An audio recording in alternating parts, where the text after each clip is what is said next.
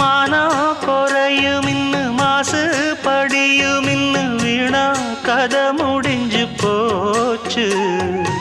ஈசான மூலையில லேசான பள்ளி சத்தம் மாமன் பேர சொல்லி பேசுது. ஆறாத சோகந்தன்ன தீராம சேர்த்து வச்சு ஊரும் சேர்ந்து என்ன ஏசுது.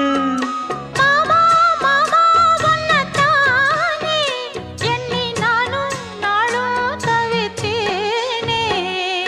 கூண்டுக்குள்ள என்ன வச்சு கூடி நின்ன ஊற விட்டு கூண்டுக்குள்ள போனதென்ன கோலக்கிளியே.